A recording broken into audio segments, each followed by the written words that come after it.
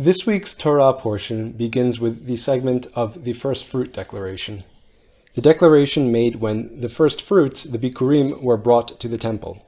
I hope that this video helps you appreciate this text more. The declaration may seem familiar for two reasons. The first is that an exhibition thereof is the main portion of the Maggid section at the Passover Seder. In fact, almost all other segments of the Maggid are post-Talmudic additions. The second reason it may seem familiar is that a very similar text was read in the Torah a few weeks ago in Numbers 20, when Moses sent messengers to Edom to ask for passage through their land, but ultimately did not obtain permission. The message and words of these two passages are very similar, but the striking difference is the ending. When the messengers relayed this message, they were nomads pleading for safe passage. There was still insecurity and uncertainty in their message, as they had not yet completed arrival to their destination. However, when it comes to the first fruit declaration, it is to be said when the Israelites inherit and dwell in their land.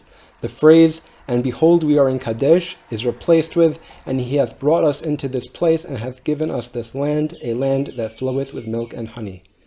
The plea of the messengers has been transformed into a declaration of thanksgiving.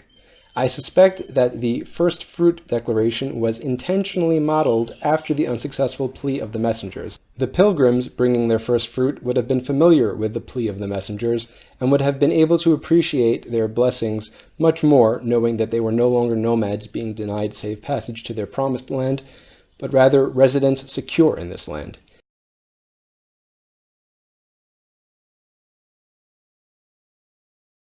It has been stated that when Mishne Pesachim 10:4 directed that at the Seder we are to expound on the portion of "My father was a wandering Aramean" through the end of the portion, that verse 9 was included as well, and that the portion of "Thus how much more so should we be grateful to the Omnipresent for all the numerous favors he showered upon us" is a remnant of the exposition.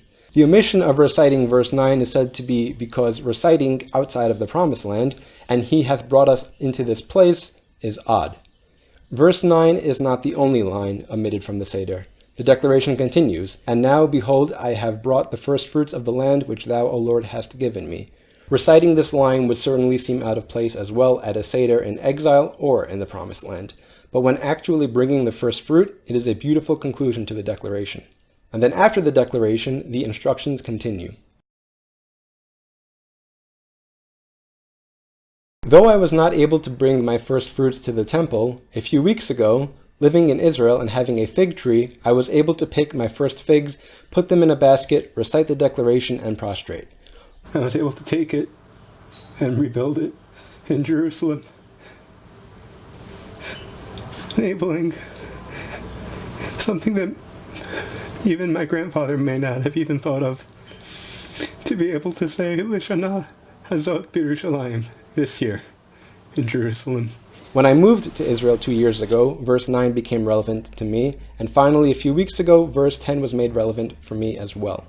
The first fruit declaration is a beautiful declaration of awe, redemption, and thanksgiving, a declaration prescribed in the Torah to be stated when bringing the first fruit, and a declaration prescribed in Mishne Pesachim 10:4 as most of the answer to "Why is this night different from all other nights?" A question, the awesome answer to which allows us to relive the Exodus as if we personally left Egypt.